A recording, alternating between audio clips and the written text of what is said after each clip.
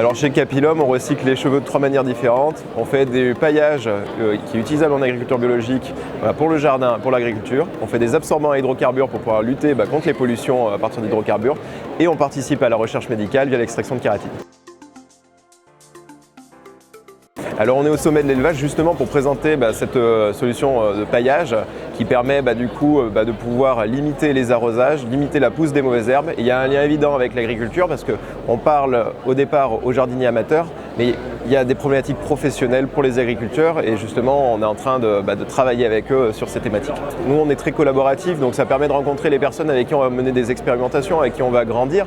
Et puis on a aussi le soutien de la part du territoire. Hier on a eu la chance de pouvoir rencontrer le ministre de l'Agriculture, lui présenter notre solution et c'est aussi comme ça qu'on peut grandir ensemble pour le monde de demain.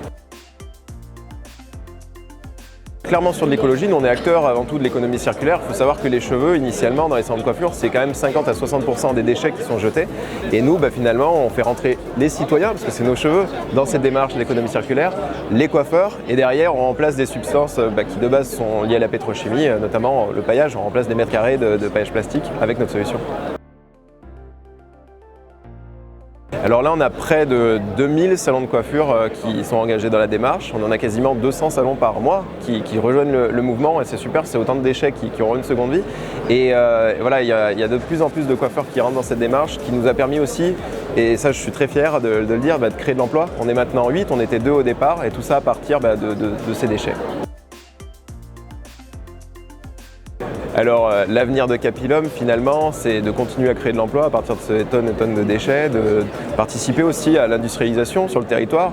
Nous on a pour but tout est fait en France et on a pour but de renforcer encore cette présence sur le territoire, de créer de l'emploi et aussi continuer toute cette innovation. On a déposé 3 brevets en 1 an et fort de toute l'expertise française, on veut continuer comme ça.